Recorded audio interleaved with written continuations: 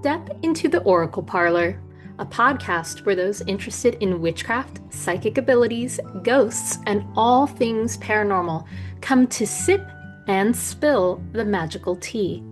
This parlor is a space to grow by maintaining our curiosity over fear when it comes to the spooky and the paranormal.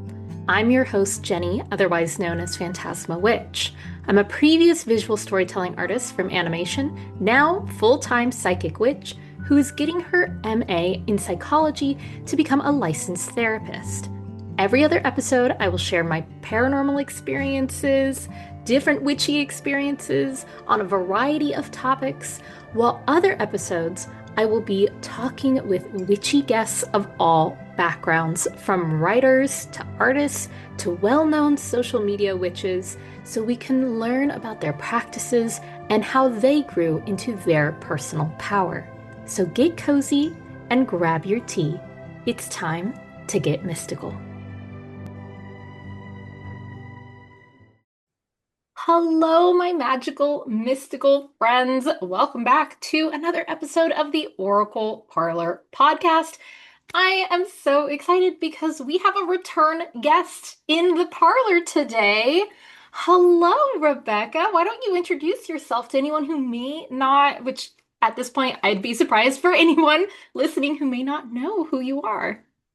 Well, hello everybody. I am Rebekah the Ghost Guide, and I'm very excited to be back on here for my second time on your podcast because I've had such a lovely time in the past. And of course, you've been featured on my channels as well, and it's just been really great getting to know you better over time too. Yes, same. I'm so excited that we got to connect previously and we've gotten to have these conversations. And now we're here today to talk about something very special, which is you have a book coming out later this month. This episode is going to be releasing right weeks before it actually makes its public debut. And your book is going to be called The Not So Scary Guide to Ghosts: How to Make the Paranormal Normal. I love the title. I am so excited to dive into this conversation. And of course, the first question I have to ask you was, what was the inspiration for you to write this book? What made you go, this is the book I feel like people need right now? This book, which I have with me, which I will show off because I'm so happy about it. I love it. The inspiration first came from a small idea. I had seen different people being like, oh, write a pamphlet, make a free source for people, that kind of thing. And I figured, well, I will write a pamphlet from my perspective of how to understand the psychic senses, the psychic skills, as they call them, or the clair senses, and how to directly apply that specifically to ghosts, because there are a lot of different spirits out there. Of course, you got ghosts, past loved ones, deities, ancestors, guides, inhuman stuff, all kinds of things. And I love talking about ghosts. I've always been fascinated with ghosts. I used to be afraid of ghosts. And I've always had a passion for encouraging people to overcome their fear and become more curious with ghosts. And so I made this pamphlet and I put it out there just for free. I was like, hey, and it still exists. If anybody wants a free pamphlet, please go get it. And I was contacted by a senior editor at Adams Media who is under the umbrella of Simon and Schuster. And she said, hey, I've been following you since 2021, and I never saw like potential of what, my publishing agency could do for you until you made this pamphlet. She said, this pamphlet could be a book. Would you be interested in discussing more? And that was just Wow. dropped in my inbox one day. My email, because I'm not in my DMs. I tell that to everybody. I'm not in my DMs. Please go through the proper channels. I have a website, etc. But yeah, I'm in a meeting for something else. I'm about to go to a meeting for something else, and that just gets dropped in my inbox. And I was like, the tears start, and I'm like with my computer. I'm like, Simon, Simon Schuster, like, and things went pretty fast from there. I initially started this to just, I mean, my whole channel has been working to help myself overcome my fears. And then over time, I realized how much I was doing to help others overcome their fears. And so often with videos, it's taken out of context or it's only, a minute long to 3 minutes long. There's so much that's missed out of that. And I can't always tell people, hey, just dedicate the next, 5 hours to going through my playlist. Good luck. So having something that is all together and all just right here, and people can own it and mark it up and look through it and highlight and share these thoughts with others near them. It just seems like an answer to so many issues I've had on the internet. So I'm happy to have it. I love that. Oh my gosh, that sounds amazing. I love that it started with a pamphlet. I had no idea that you were kind of doing your own, it sounds like self-printing of this idea in a very condensed format. So Yeah. it just seems like it really grew and blossomed once you got that email and you were able to like fill it in with more details. Am I hearing that correctly? Yeah, what I did not realize was in printing or making that pamphlet, which I did all on my own. I got the cutest little ghost like pictures off of Canva. I made the designs myself and it was basically an obsession for about a 48-hour period, as one does. And I didn't realize at the time what I had essentially put out was an outline for a book. Mhm. I didn't that did not compute whatsoever. And the coolest thing was with this book, I told them about how I created it and when I pitched it to the larger editing team or the larger senior editing team, I even included the pictures from the pamphlet and I included the theme and the colors and all the things like they're probably used to getting, black print on white background. And I was like, no, let me show you. Let me show you what I'm talking about. Because I wanted a friendlier approach to the paranormal. Every Mm. paranormal book that I've ever seen, it's always black, green, or blue, the occasional purple. And it's you know what exactly what I'm talking about. Yes. Like everyone can see in their minds. Mhm. It's always dark and there's always some like shadowy woman in either white or black up against a Victorian home or a castle. Hmm. And that's like every paranormal book. And when I was trying to understand the reality that I was living amongst ghosts, those books never called to me because I was like, whoa, I'm already afraid. That cover Mm. looks scary. I don't want to experience that. So my answer to that was creating something friendly, creating something approachable, creating something fun. I feel like this is the kind of book you could bring to a sleepover with your bestie and be like, ooh, let's talk about, our psychic senses a little bit. Let's see if we can see something rather than the let's conjure the dead and, hope it's not a demon. Like it's just this is a very different approach. Yes. Oh my gosh, I love that because like as someone who used to work professionally as an artist, it does have that more like welcoming, friendlier vibe that you're talking about. Especially like I love that it has like little sheet ghosts on it because like I personally huge fan sheet ghosts. They have like this nostalgia like kind of vibe for me as a kid who used to put on the sheet and cut out the holes in the sheets that were like not the nice sheets, so I wouldn't get in trouble. But like very like also Casper, the friendly ghost kind of feel. So I do appreciate that about your book, and I love how you're calling out those like stereotypes that we often see. Because like yeah, when I was a kid and I was really interested in learning about the paranormal, like you're saying, most of those books have that like big scary house that's got like a tilted camera shot and it's like kind of like action blur, black and white. Very, very spooky. And I appreciate that your voice in this community, in this field, is about warming that up and making that more friendly and more approachable. Like, don't get me wrong, I'm like a goth girly here sitting in like my Victorian style top and everything and my like glasses changed. Like, I love the dark aesthetic. But I agree that like, so much of media and so much of what's been popularized is spooky scary.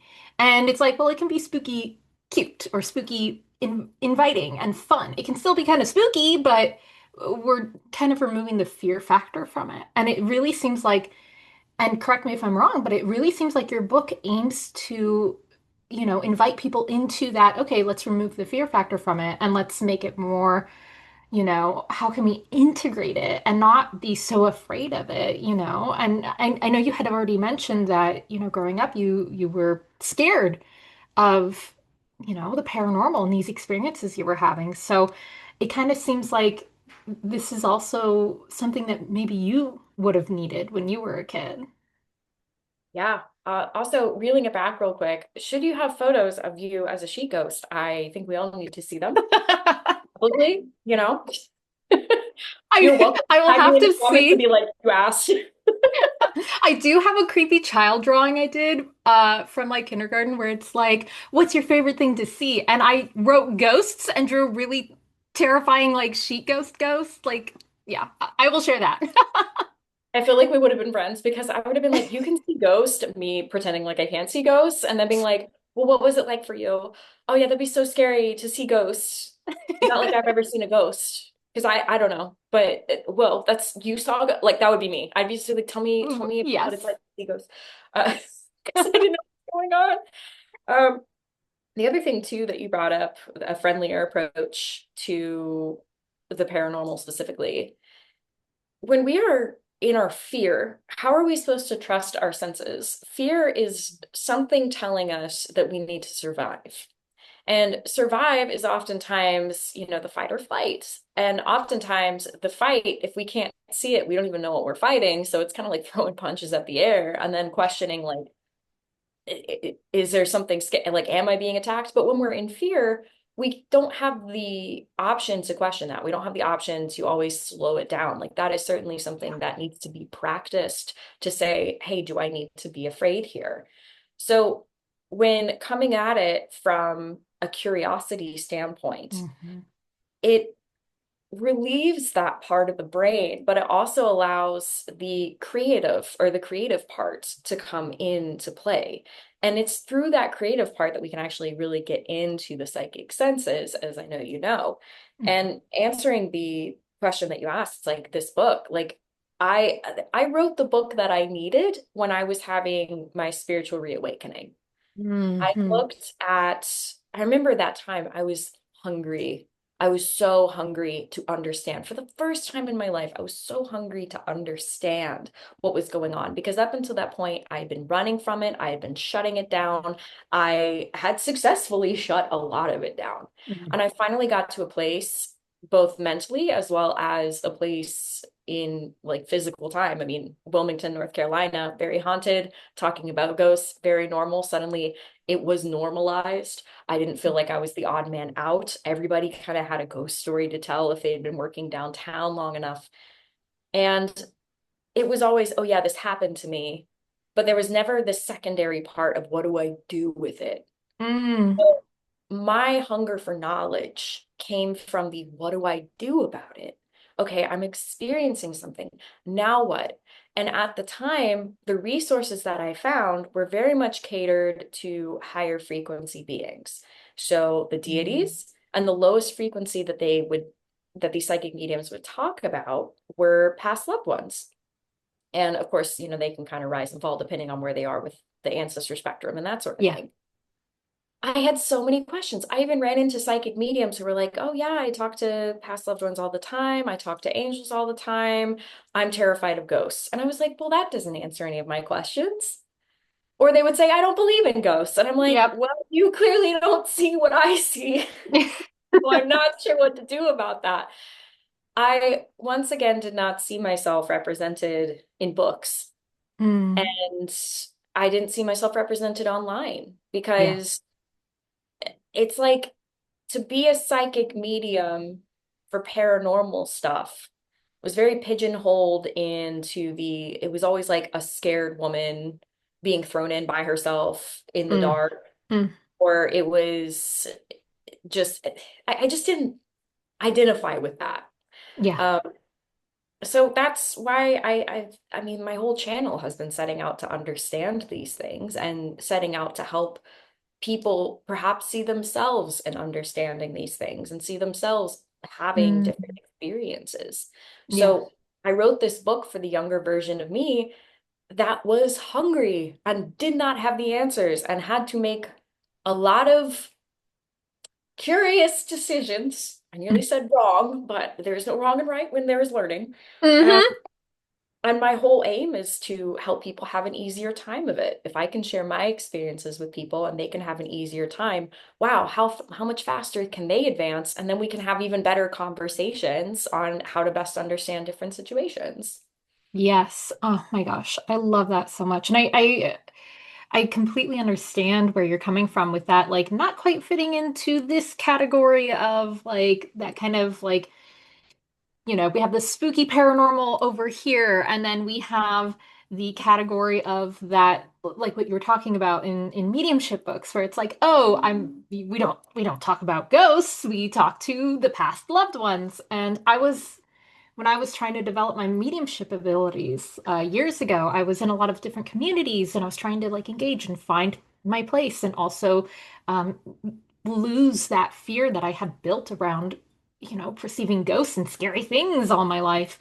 And I found the same thing happening where a lot of these people in the communities, some of them love and light people, which we're not going to get into in this episode, but there's this idea of like, oh, we only talk to like higher realm beings and our ancestors, period. And it's like there's so much more beyond that. And I remember even being in a reading one time with someone and I sensed a spirit in their home. Like I could see them standing behind them. And I was like, oh, you actually have a spirit in your house. And they freaked out. And I was like, oh no, I'm so sorry. And that's when I learned not all mediums are comfortable with these kind of more, the only word I can really think to use is more transient style spirits where they're not labeled as ancestor or higher realm, but they're just like somebody passing through and they're just kind of hanging out in your home and you don't really know them. You don't have, connection with them. So I appreciate that, your book is able to find that middle ground where it's like, okay, we're not going hardcore here. We're not going hardcore here. We're finding that space for people. And it really does sound like, to me, from what you're talking about, this book is really great for people who are both interested in starting mediumship abilities and people who maybe have already kind of been there, but are like kind of what we're talking about, like finding that space, that in between. Would you Yeah. say, yeah? Yeah, for sure. Because I wanted to write a book that would be as all-encompassing as possible, a Yeah. great starting point and a way where people may read it and they're like, ghosts are cool. I'm not in such a haunted place. So maybe Hmm. next time I go to a haunted place, I can utilize this. But there's also the utilization of fine-tuning other things that are out there. I have a whole chapter about what are types of spirits, how do you define energetically the difference between a god and a ghost, especially a god, an upper world god from an underworld god, or a in between world god, or fae, or something like that. I had to keep it brief just because the editor was very much like, hey, this is great, we need to get back to the ghost, and I was like, I understand. So but still, if anything, I want this book to give people some more direction on what they want to focus on and why they want to Hmm. focus on that. A lot of mediums that I've run into, they don't focus on the frequency and density differences. They think everything is high frequency or high vibration or something like that, or when they're connecting to it. And there can be something that is a higher frequency, but a lower density, and that just might be like an underworld god. I have a Hmm. lot of conversation on here where I talk about like, hey, heavy doesn't mean bad. You need to understand different concepts of heavy. Just because it makes us Yes. feel uncomfortable, that Mhm. doesn't mean that it's inherently bad. Yes. Oh, I'm so, so glad that your book is going to be diving into that topic because that is so important. And I feel like that's one of the key reasons people get stuck in that cycle of fear when it comes to ghosts and paranormal is because it can feel very uncomfortable. It can feel very intense, but intense doesn't mean bad. Mhm. Heavy doesn't mean bad, So I'm so glad that you're kind of opening those doors for people who may still be in that in-between state of like, I'm still a little scared about this, to be able to get into that aspect of it in a way that's hopefully like, oh, I'm feeling something that feels intense. Let me pause and reflect and be like, oh, wait, this doesn't mean it's bad. It doesn't mean it's something evil. It just means that there's something here. And I'm very sensitive to it. And it feels very, very highly intense to me. And if I'm not comfortable, I can excuse myself or whatever needs to happen. And Mhm. so that kind of makes me wonder, was there a specific experience for you that changed your perspective on ghosts to kind of be able to do that, to be like, oh wait, this is intense but not bad. Ooh, what was intense but not bad? I'll talk about Gertie.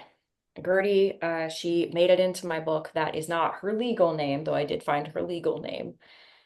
Gertie was very good at projecting her judgment. So let me take it back real quick. I lived in a house, I called it the bus stop house. It was between three different unmarked burial grounds in Wilmington, North Carolina. Oop. Yeah, we got those. That's why when people are like, yeah, unmarked burial grounds in Savannah, I'm like, yes. And just about every colonial port city and then some up the East Coast, but I digress. So this house is located between these burial grounds. That's only part of the problem. The other thing was the house was over 100 years old, and it just so happened that it had seen a lot of high feeling sorts of things. Almost Mm. every room had its own spirit, including the bathrooms, because the bathrooms used to be different rooms of the house. And then you had the passerbys, the people who were, for some reason, going in between the burial grounds, assuming Mm. to see their friends because it's Wilmington and spirits love their gossip chain. They've got to go from place to place. It is so true. I could write a whole book about things that ghosts. Anywho, Gertie oversaw this house that I was living in. She oversaw every ghost in the house. She oversaw every passerby, all of that. And she was very opinionated. Mm. I made a few skits about her years ago, though I didn't get nearly into all the things that happened. I actually told a story in the book that was not on any of my skits. I have a few stories like that, happy to say it.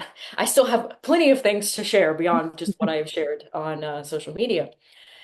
And she, I think to some people, in fact, I ran into the person who bought the house after the owners who owned it while I was renting there had sold it.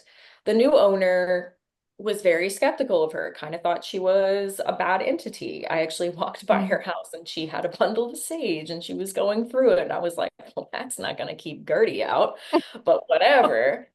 And she ran into me because she saw me online, and this is why Wilmington very much feels like a small town sometimes. And she said, oh, yeah, I moved into your old house. And I was like, all right, how are you doing? And she's like, that old lady. And I said, I know. And she's like, she doesn't like me. I was like, she doesn't like most people because that's her house and she sees it a very particular way. Thing Yep. is, though, that woman tried to sage her out Mm. because she was uncomfortable. Tried to sage out a few of the folks that were in there because they're uncomfortable.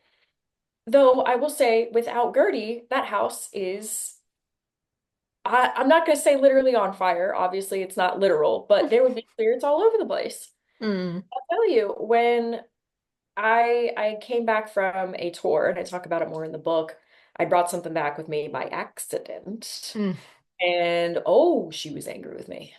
She was angry with me because she was like, no, no, no, no, no, no, no, no. You don't bring stuff into my house. There's some that come through that pass by, but you're not bringing folks into my house. She at the very beginning was very uncomfortable in general because we weren't unpacking our things fast enough. We weren't going to church on Sundays. We had a dog inside. She was very upset about all these things. And part of what I talk about in the book is how we found compromise. Mm. And if I had not been looking for that compromise Mm. of, okay, hey, the dog does not live outside. That's just not what she does. She's a potato. She's potato inside only, you know. She goes out with me only. Like that's it. Even in the compromise, it wasn't just like it was peace all of a sudden. It Yeah. was okay, well, you better clean the dog's feet before she comes in after a rainstorm or something like that. I said, I do understand. That being said, if I did not understand the element of compromise, how to bring it back to that, Yeah, I probably would have thought she was evil too. Oh, there's somebody always, there's such a heavy feeling whenever I'm in this room. Ah, because the room is filled with my unpacked boxes and my almost unpacked area over there. It Mm. takes some observation to be like, okay, well, what's changed between yesterday and today? What opinions am I picking up on, even if I don't fully understand how that's possible yet? What voices are kind of coming through? Like I noticed that she didn't like my dog because I kept getting the words "dogs belong outside," and it just kept Mm. staying in my head. Dogs belong outside. Dogs belong outside, and I was just like, I don't believe that, obviously. What Mm-hmm. where is that coming from? It was beyond like an invasive thought, because invasive thoughts are our brains, not being kind to us. I was like, no, that's something I inherently do not agree with. Yeah. So clearly it's coming from something else. The call's coming from outside the house. Yes, Yeah. yes. So yeah, it really is a matter of experience as well, I think. Yeah. I talk about that in the book too, where I encourage people, go figure out what makes you uncomfortable. Go in a safe Mm. way. You don't have to lock yourself in Yes. the basement. You don't have to go in the dark. You don't Uh-huh. have to go alone. Yes. But you do deserve to understand what is uncomfortable to you, but more importantly, why is it Yeah. uncomfortable? Is it truly like an entity that's out to scare you, out to mess with you, or something like that? Or is the entity just having a bad day and you're an empath and you're checking into it? Mm-hmm. Mm-hmm. Exactly. Oh, it's so perfectly put with your story and kind of like what you're talking about because it's as you know, someone who's a pet communicator who has many cats. For anybody watching the Yes. video, you can see my cats in the background. It's cats are like having roommates. And so are ghosts, in my opinion. My previous place that I was renting, extremely haunted. Definitely was like one of those kind of like what you're talking about, like a bus stop where people just are coming and going and coming and going. And it can be a lot, but if you are able to discern it and you're able to kind of have that understanding of like, okay, these are the rules of the home. This is how things are going to work. This is what I'm comfortable with. It can help a lot. And like how you were saying, it becomes this compromise of working together, which again comes back to that idea of it's almost like having a roommate that you just can't see all the time, maybe sometimes out of the corner of your eye or in your mind's eye, but you are able to have these ways of working with them. And so it really does take that paranormal and make it more normal, more mundane, which actually brings me to the absolutely wonderful subheading of your book, which is how to make the paranormal normal. And I would love it if you could speak more on that concept because as we talked about already, it really sounds like it was your inspiration for the pamphlet, which then Mhm. became the book, which is now where we are at. So, this idea of making the paranormal normal, like any of your thoughts or anything that like is really resonant for you in regards to that subheading. Yeah, really, one, I believe we all have intuition at base. We all have intuition. Yes. And it's Yes. just a matter of understanding how our intuition shows up for us. Hmm. Same thing with our physical senses. Some of us will be able to see better than we hear. That doesn't mean we can't see at all. It's just understanding that if something comes through fuzzy, put your ear up to it if you can. It's stuff Yes. like that. Trying to make that more simplistic to understand. With making the paranormal normal, it's if you're familiar with something, why would you need to be afraid of it? Hmm. Hmm. If you understood, like, oh yeah, sometimes I talk to folks from 100 years ago and get their take on whatever is going on in town, it's not scary anymore. Yeah. And something I'm really going to be saying more, and I've already started to say more on my live streams and my Patreon, I want people to be special for things beyond psychic mediumship. I I think it's cool that, I've been established as a psychic medium, and that's still a part of who I am. I'm a teacher as well, but really I want more people to be like, yeah, I'm a archaeologist and I utilize psychic mediumship to get me to where I need to go.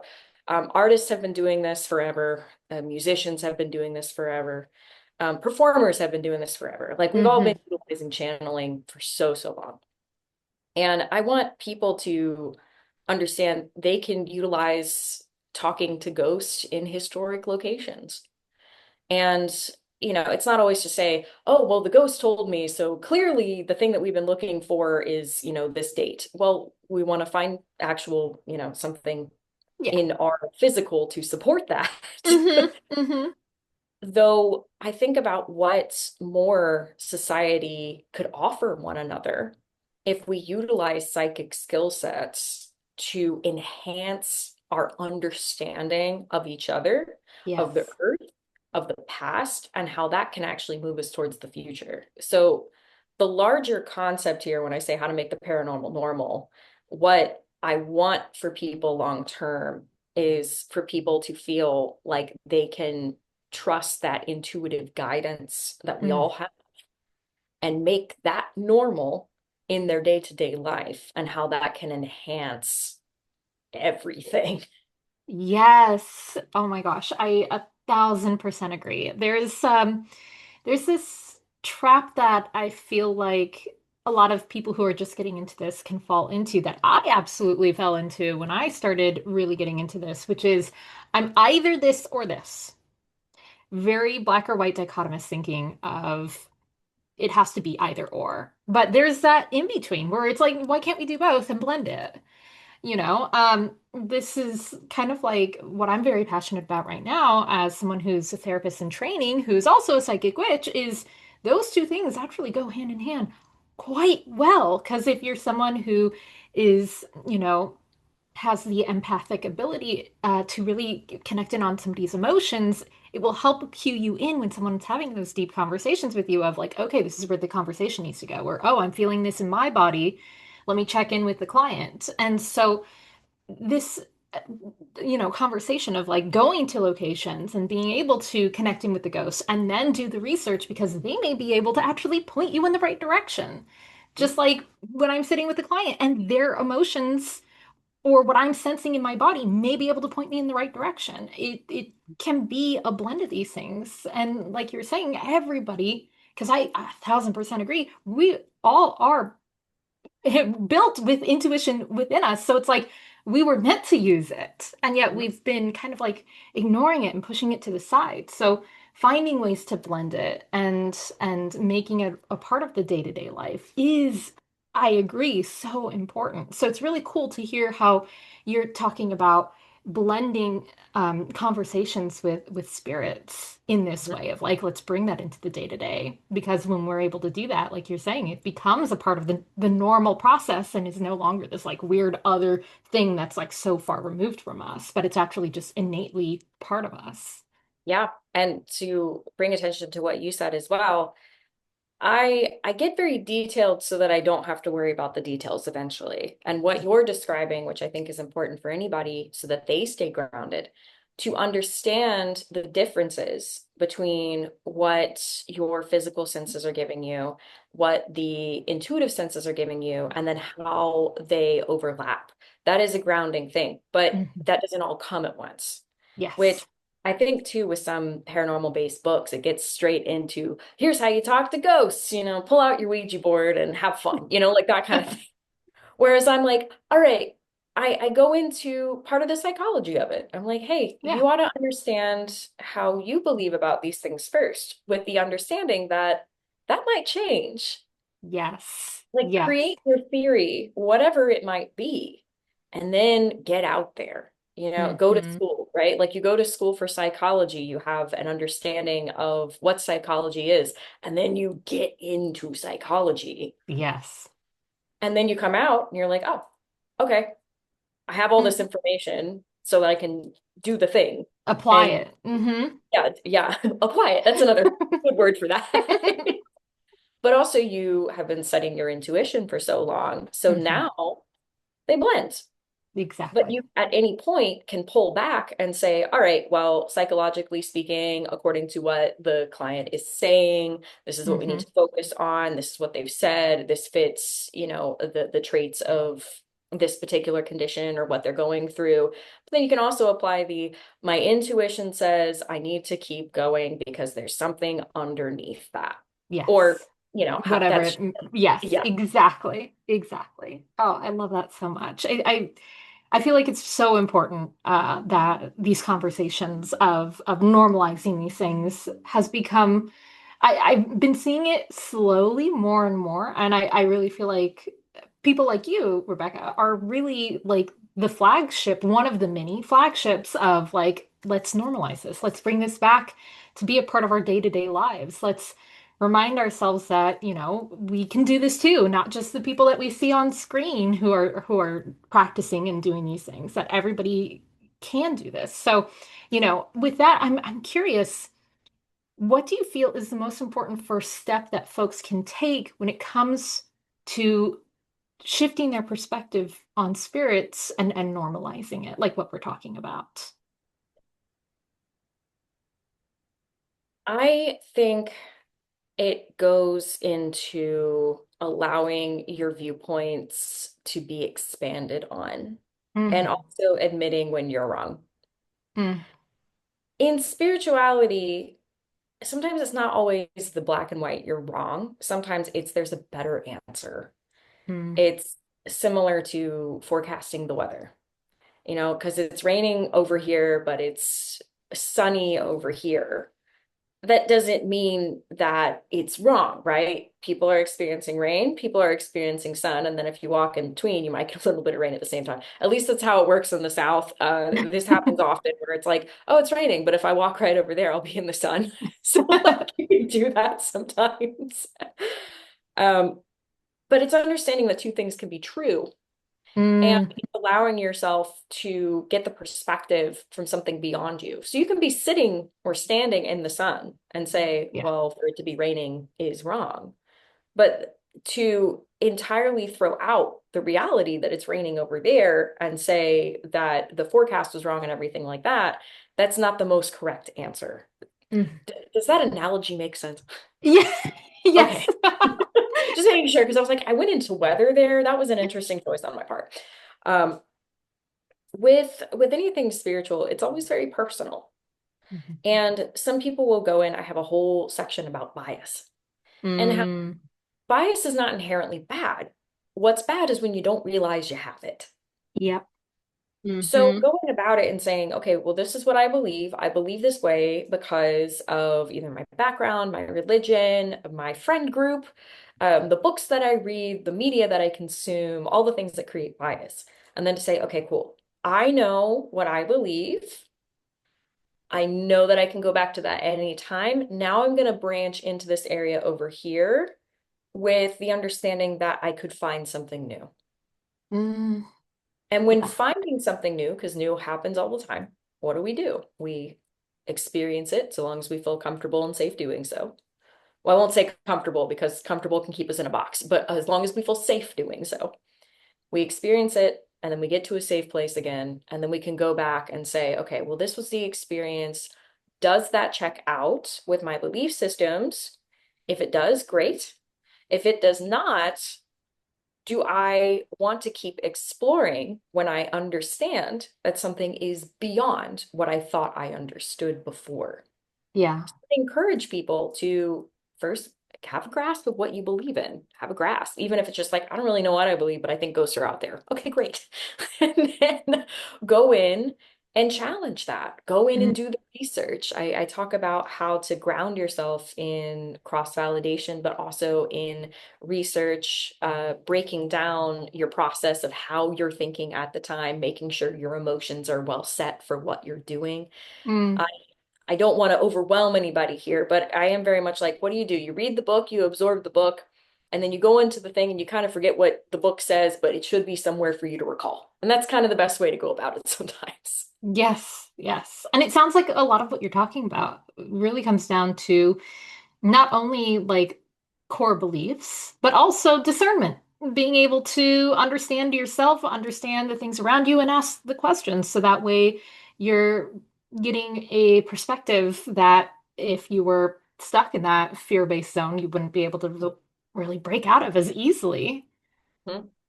I'll tell you too. one of my biases that I'm coming from is the amount of times I've been told by different psychic mediums that I'm talking to bad things and that I'm corrupted and I'm possessed because I'm talking Mm, to bad things and that those things don't exist. And obviously I don't agree with that.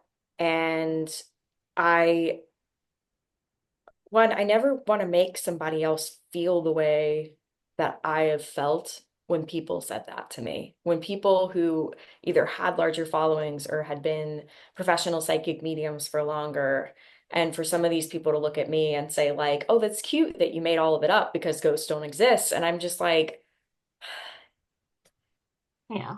I want discernment, but I never want to make somebody feel like they were entirely shut down because they were having an experience with something that perhaps I didn't experience, but it doesn't hurt me when they're creating, something like beautiful artwork out of it, or they're creating a connection between humans that make them feel more seen. Who am I to come in and say, "Oh, you're wrong," when you're creating beauty?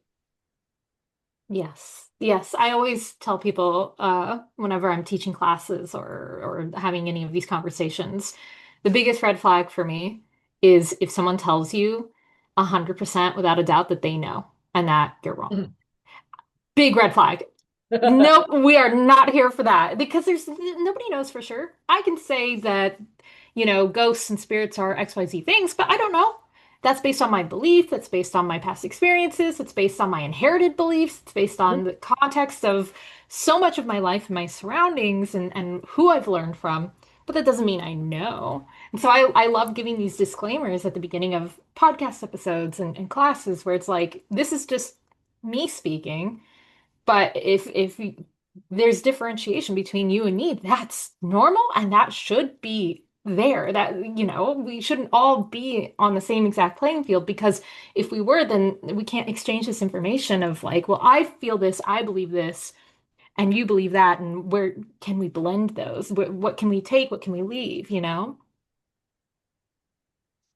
You Any of us, we can know for ourselves without Mhm. requiring our know to be somebody else's knowing. And we can also, oh, there was a point that I was going to make, and now I'm getting slow about it because I'm like, where did it go? Where did the point go? Um, the point is that when we, even if the understanding is I don't know everything, but I know as much as I can, and that makes me feel grounded, I don't need to combat a bunch of people that don't have the same beliefs as I do because I'm sound in myself and I did a Mm. lot of work to be sound in myself. So when people come in, and I've done this, if I'm doing like a public paranormal investigation, every now and then somebody comes in and they're like, "Did you go to the basement? There's a demon down there." I don't need to be insulted by that. I don't need to be upset because I can just go down there and be like, "Sup?" I literally did this at a museum the other day, and I love this particular museum, so I'm not gonna speak badly or anything like that about it. But some people call that there's this one entity in there, like this demon and stuff, and I went in there and I was like, "Hey," and the spirit was just like, "Yeah," and I was like, "I know the truth," and he's like, "Don't tell anybody," and I was like, "You got it." He's like, look, I got a good thing going here. Just keep it on the down low. Yeah, love the paranormal tourism. And I was like, you got a good gig. Yeah. And nobody's looking to move you. Nobody, I don't think it Mhm. could, honestly. They're pretty well situated and they're not hurting anybody. And that's the thing. Some people they can get very passionate about it. They're like, there's an evil entity in there. And I'm just like, okay, that's what you believe. And that's fine. And if they're getting upset with me because I'm not believing them, I think that says a lot more about them. hmm hmm Yes. And it comes back to that idea of like what feels uncomfortable is not always going to be the big scary evil demon in the basement. There was something that you had mentioned earlier that really, really made my ears perk up, and I would love it if you could talk a little bit about it. You had kind of differentiated between safety and comfort, and how comfort can keep you in a box and safety is different. I was hoping you could speak a little on that because I think I know where this is coming from and where that's gonna go, but I'm just like, I feel like this is so important. All right, well, I will reference a few other folks that have expanded my understanding of these concepts. One is a channel called Yes Theory. Their slogan is seek discomfort because you're not going to make any changes by staying in your comfort zone. You can dream all you like, but actually bringing that into fruition, that gets into the psychological reality of we have to create new, uh, you would know what I'm talking about, the neural pathways in our Hmm. brain to create safety for ourselves. And we Yes. do that in many different ways. So that's one I will cite. Other things I will say, I've been reading a lot of autobiographies by women in particular who I admire, who talk about these things that they've been overcoming and how they got out of their comfort zone, especially being a part of the patriarchy and how they moved through that. I recently finished Becoming by Michelle Obama. She talks about that. She talks about going beyond her comfort, which was the house she grew up in Chicago. Mm. The other thing I will cite, this is a book that I'll say it has changed my life. It's called The Mountain Is You by Bridget Weist. I actually recommended to all of my Patreons to read it. It is not a spiritual book whatsoever. In fact, she even talks about intuition and she's kind of like, but we're here to talk about psychology. We're not talking about that. That's not what we're doing. And I appreciate that take because psychology keeps me grounded. In the book, The Mountain Is You, there's a lot of conversation around what if the only thing keeping you from the peak and the bottom was you?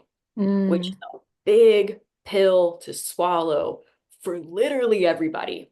And one of the things she says in her books from some of the things that she has read, the peer-reviewed sources and that sort of thing, is we are not built to be happy. We are built to be comfortable. Mm. And that's why you will see so many comfortable people who are miserable. They have all their needs met and they're miserable because that's not what they want. Hmm. Our understanding of success is oftentimes set or given to us by somebody else. And once we realize that, that's when we can actually say, okay, I have all the comforts that society told me I should have. I checked every single box. But what I wanted to do was be a dancer or something like that, you know, Yeah. pick whatever, you know. We have all these things ingrained in us that we took on to survive for whatever reason. And then when we realize the reason why we're not happy is because we stayed comfortable that the mountain is you, the mountain is me, the mountain is us. Then there's the reality of like, what do you do with it? So when we're looking at comfort versus safety, safety, I believe, is not being in a crowded roadway where there are cars, right? Like it's a very physical sort of thing. It's a I want to go to sleep at night without some rando coming in either the bedroom or knocking on my fan. Like those are the things that are physically Mm. safety.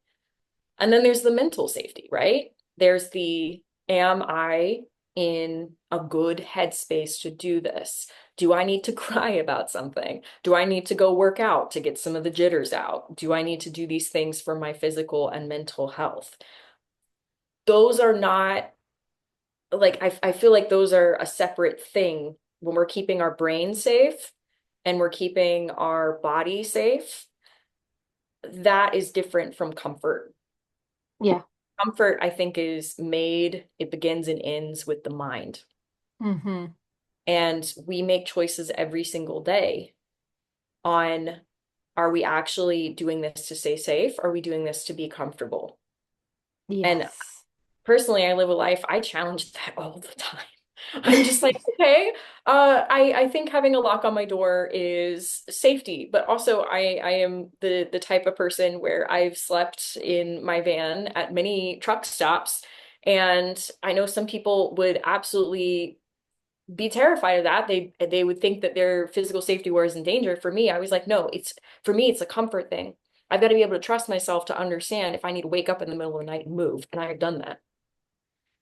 It changes for different people. I regularly challenge myself because if I can remove the element of me versus them, whatever them Mm-hmm. is on a particular day, that allows me to connect with the humanity that all of us have. Not to be a pushover, but to simply say, okay, I'm human, you're human, we're all here, we're all trying to figure it out.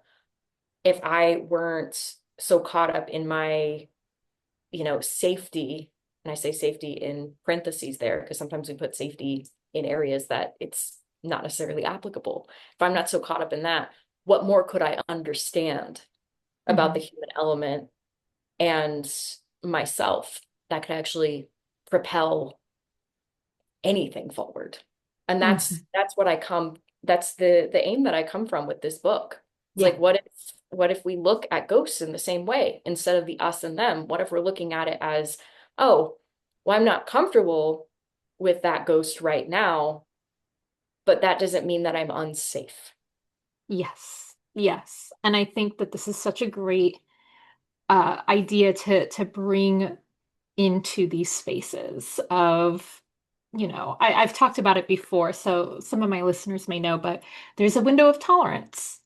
And the window of tolerance is where we feel safe, where we can walk up to the edge, the border of that window of tolerance of our safety and say, okay, how comfortable am I taking steps outside of that to a point where I'm right up against the edge of I'm not disrespecting my internal boundaries, but I'm doing something that is uncomfortable, but is different and is a new experience.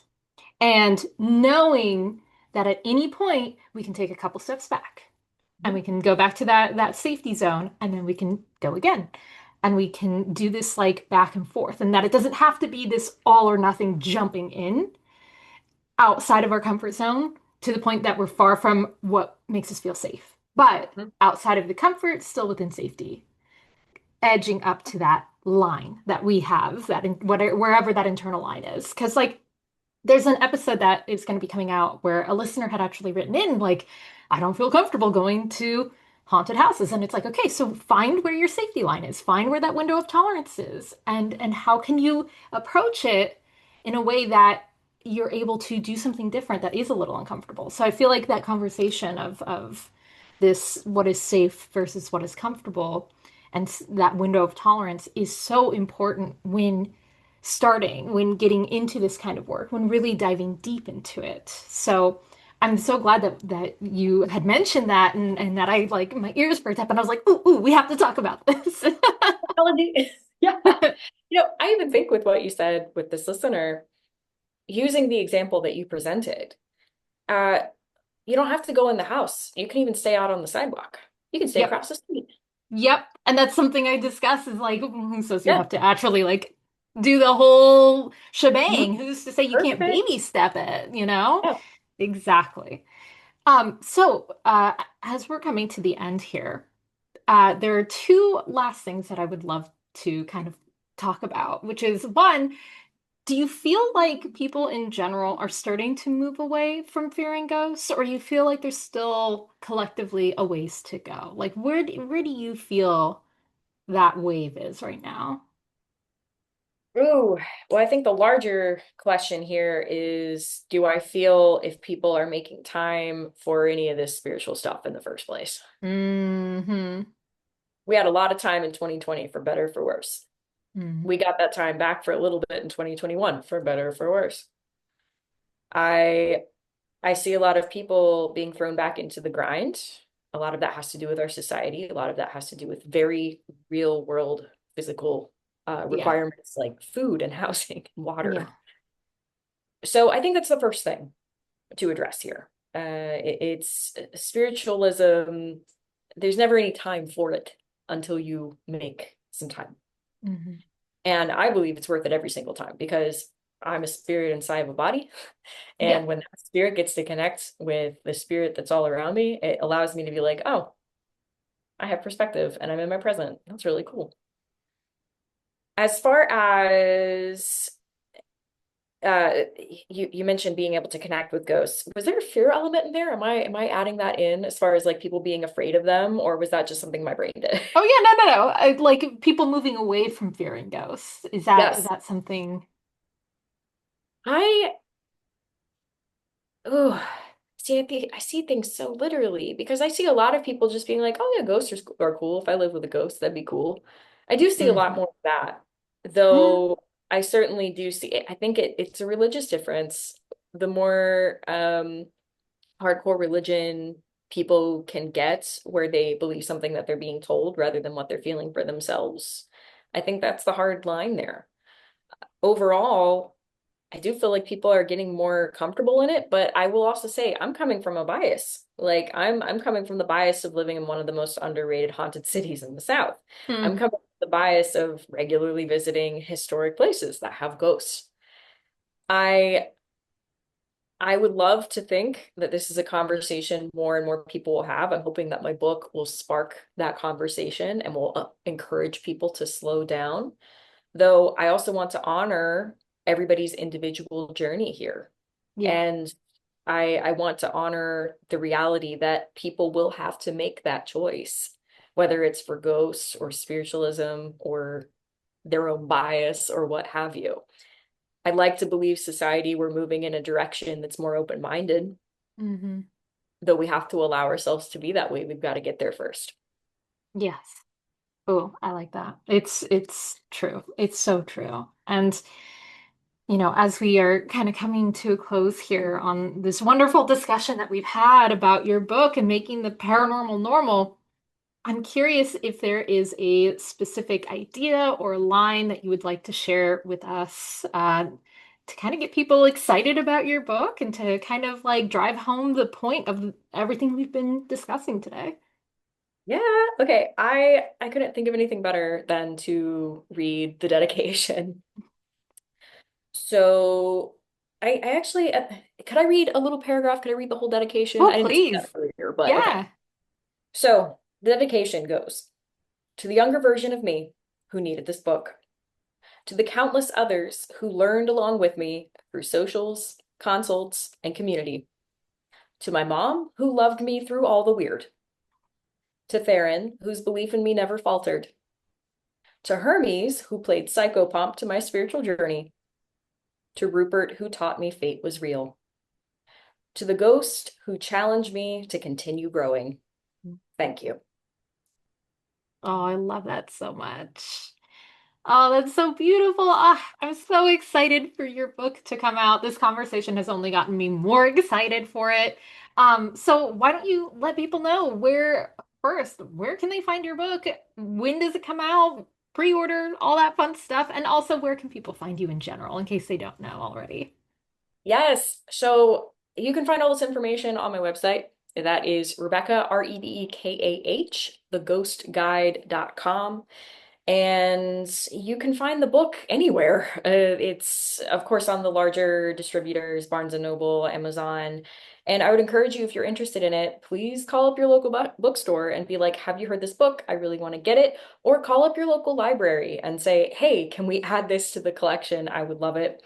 But it is available through ebook, through hard copy, audiobook, all those good things. And if you pre-order, that super helps me because it tells the publisher that people are serious and they are excited. And if you happen to be on the East Coast on July 28th, there will be a launch party at a small bookstore called Pomegranate Books, which I think is perfect. The I world love needs it it. all, Yes. and I will be there. I will be answering questions and talking about the book. I will be joined by the executive director of the Railroad Museum, who is also in this book. The Railroad Museum is in this book, and I'll be doing a signing. So we'll be having a little party out here in Wilmington, North Carolina, and that'll be yeah, July 28th from 5:30 to 7:30, and it is open to the public. That's amazing. Oh my gosh, I wish I'm like, oh, now I wish I could go to the East Coast just like that, you know? That Welcome sounds so anytime. fun. Even in And astral, you can show up. yeah, It's they'll cool. just astral project there. No, no Yeah, no worries. big deal. And what date does the book officially get released? That'll be I believe that the 28th as well. Or maybe it's the 26th. Maybe it is the 26th.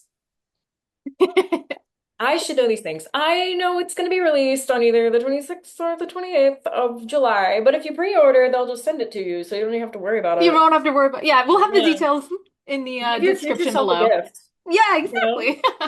That's what I've been telling people. They're like, "Oh, wait till it comes out." I'm like, "Why wouldn't you want a little funsy gift to show up in your mailbox I or in mean, your email?" exactly. I mean, that's what I do.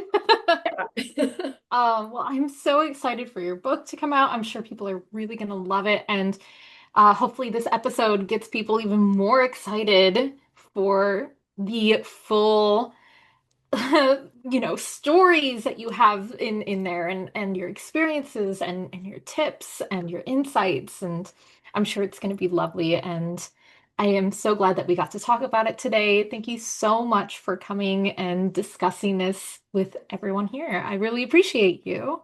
As always, thank you so much. I love your show. I love what you do, and I was very excited when you wanted to have me on for this, so thank you. Aw, thanks. Thank you so much for joining me in the parlor for this episode. If you want more psychic magical tips, make sure to follow me on Instagram and TikTok at Fantasma Witch. Fantasmawitch. Also, be sure to check out my Patreon, where I have a Discord community. I do Q&As, live classes, workshops, and more. To book a reading or consultation directly with me, you can go to my website, www.phantasmawitch.com. All of these links can be found in the episode description. And please, if you enjoyed this show, make sure you go leave a rating, leave a review, share it with others. It really helps the show to reach new listeners if you take a moment to do that, and it is sincerely appreciated. Shout out to the artist Cat Lines, who helped me to redesign the podcast logo to the beautiful magical teacup you see today. See you, mystical friends, in the parlor next time.